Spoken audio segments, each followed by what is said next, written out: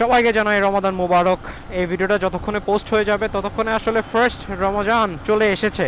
আশা করি এই রমজান আপনার মধ্যে শুদ্ধতা বয়ে আনবে। আসসালামু আলাইকুম এভরিওয়ান, আশা করি সবাই ভালো আছেন এবং সুস্থ আছেন। And you are watching Rahman Nayan.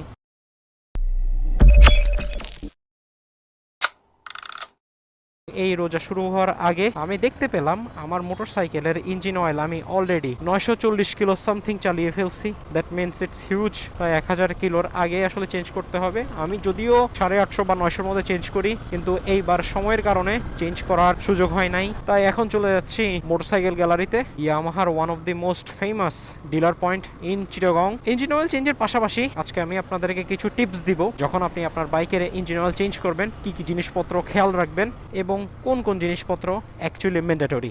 Bike যখনই চলতেছে তখন তো একটা ঠান্ডা বাতাস লাগতেছে, কিন্তু যেই মাত্র বাইকটা কোথাও হালকা পাতলা দাঁড়াচ্ছে তখনই রোদের প্রখরতা গায়ে লাগতেছে।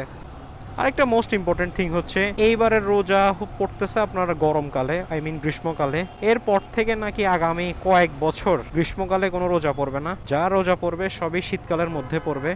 সবার জন্য আসলে দোয়া করি যেন সবারই রোজা ভালোভাবে কাটে। আমি মূলত আমার ইউটিউবের অ্যানালিটিক্স তেমনভাবে চেক করি না, কিন্তু আজকে যখন চেক করতে গেছি আমার ইউটিউবের মধ্যে 90% যেসব ভিউয়ার্স আছে কেউ আসলে সাবস্ক্রাইব না আমার চ্যানেলের মধ্যে। অনলি 10% বা 8% সামথিং আমার চ্যানেলের মধ্যে হচ্ছে সাবস্ক্রাইব। তাই ভাই, আমার ভিডিওটা যদি আপনারা দেখেন অবশ্যই সাবস্ক্রাইব করবেন, বিকজ একটা ভিডিও মেকিং প্রসেসের জন্য অনেক বেশি হার্ড ওয়ার্ক করতে হয়। অ্যান্ড আমি আসলে একমাত্র ব্যক্তি আমার চ্যানেলের জন্য যে ভিডিও এডিটিং থেকে শুরু করে থাম্বনেল ডিজাইন সবকিছু আসলে নিজেই করে থাকি। তাই বুঝতেই পারতেছেন আমি হচ্ছে ওয়ান ম্যান আর্মি আমার চ্যানেলের জন্য। তাই আপনাদের সাবস্ক্রিপশনটাই হচ্ছে এই চ্যানেলের জন্য মেইন ইন্সপিরেশন। লিটারালি জ্যাম ঠেলতেছি আগ্রাবাদের। কি যে জ্যাম ভাই এদিকে। এই ভাঙ্গা রোডটাকে একদম ঠিক করে ফেলছে, চালাইও মজা, একদম স্মুথ রোড। কিন্তু আমাকে তো ডান পাশে যেতে হবে। ডান পাশে কাটা আছে নাকি সেটা দেখতে হবে আগে। আছে আছে। চলে আসলাম ইয়ামাহার মোটরসাইকেল গ্যালারিতে, কিন্তু এইটার তো রেনোভেশন চলতেছে, 2 তলা করবে এটা। এটা তো পুরো একটা এক্সপিরিয়েন্স স্টোর হয়ে যাবে। বাট সবগুলোই বাইক মোটামুটি আছে এইদিকে। আসসালামু আলাইকুম ভাই, কি অবস্থা? ভালো আছেন ভাই?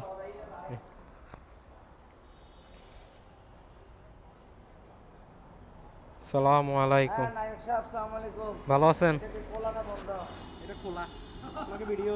এর মধ্যে ইয়ামাহার অফিসিয়াল নোলানের হেলমেট রয়েছে। এটা হচ্ছে নোলান N88। এটার প্রাইস হচ্ছে অলমোস্ট 25,800 টাকা, 26,000 টাকা প্লাস। এদিকে SMK এক্স লাইট এবং SMK এর হেলমেট গুলো আছে, এবং নিচেও কিছু হেলমেট আছে, সেটা হচ্ছে নোলান 87, নোলান 87 প্লাস। তাছাড়া অন্যান্য মডেলের হেলমেট আছে, যেমন স্টিল বার্ডেরও আছে। কিছুক্ষণ আড্ডা দিলাম, এখন চলে যাব ইঞ্জিন অয়েলটা চেঞ্জ করার জন্য ওদের সার্ভিস সেন্টারে।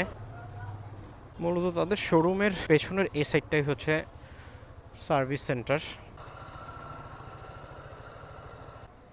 সালাম আলাইকুম, কেমন আছেন আপু? একটা ইয়ামালুপ 10W40টা দিবেন। হ্যাঁ, আর হচ্ছে যে অয়েল ফিল্টার। তো এটা হচ্ছে তাদের ওয়েটিং রুম। আপনারা এই ওয়েটিং রুমে বসে কফি খেতে পারবেন, এবং কফি খেয়ে সামনে এই গ্লাস থ্রু দিয়ে আপনি দেখতে পারবেন আপনার বাইকটা সার্ভিস হচ্ছে এবং কতটুকু কাজ কমপ্লিট হয়েছে। সবকিছুই আসলে আপনি আপনার চোখের সামনে দেখতে পারবেন। এটা হচ্ছে অয়েল ফিল্টার, আর এইটা হচ্ছে 10W40 যেটা আমি সবসময় ইউজ করি, এবং এটার দাম হচ্ছে 650 টাকা। আপনি কোনটা ইউজ করেন? আচ্ছা, ভার্সন 2। কত কিলো চালাইছেন?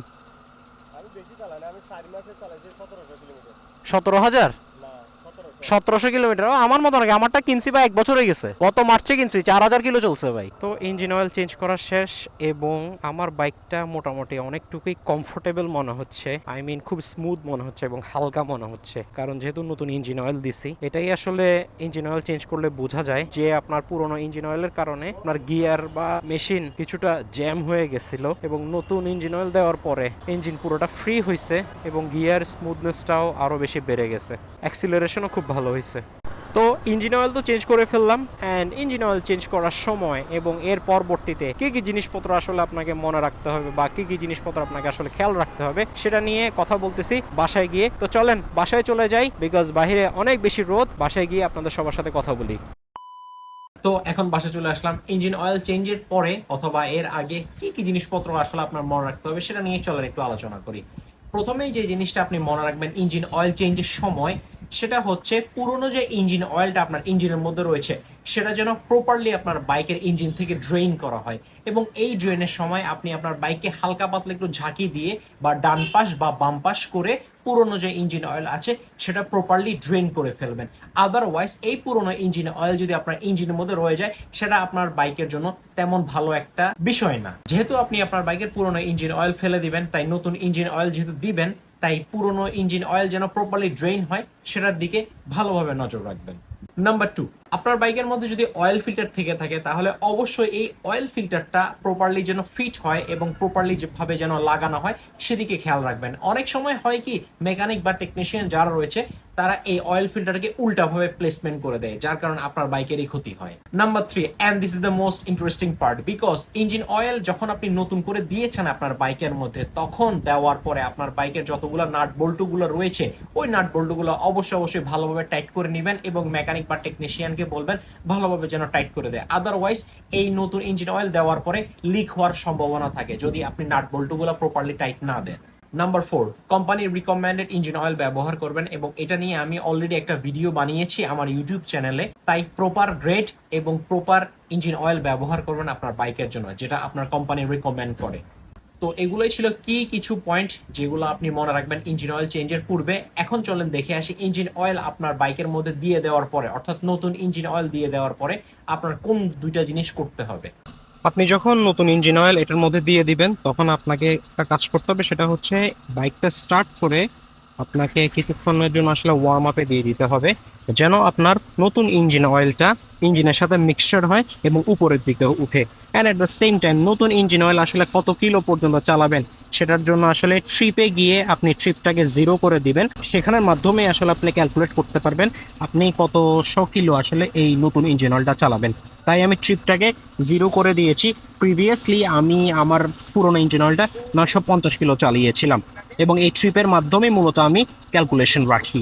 আশা করি এই টিপসগুলা আপনারা মনে রাখবেন এবং ইঞ্জিন অয়েল চেঞ্জের সময় এই ব্যাপারগুলা খেয়াল রাখবেন। সবাই নিজের বাইকের যত্ন নেবেন এবং প্রপার টাইমে ইঞ্জিন অয়েল চেঞ্জ করবেন, বিকজ ইঞ্জিন অয়েল আসলে আপনার বাইকের ইঞ্জিনের জন্য অনেক বেশি ইম্পর্টেন্ট এবং ক্রুশাল। ভিডিওটা আজকের জন্য এতটুকুই। ইনশাল্লাহ দেখা হবে আপনাদের সাথে নতুন কোনো টপিকে, নতুন কোনো প্লেস ভিজিট নিয়ে। ততদিন পর্যন্ত সবাই ভালো থাকবেন, সুস্থ থাকবেন এবং অলওয়েজ সেফলি রাইড করবেন। Thank you so much for watching this video. Rahman Nayan is signing out.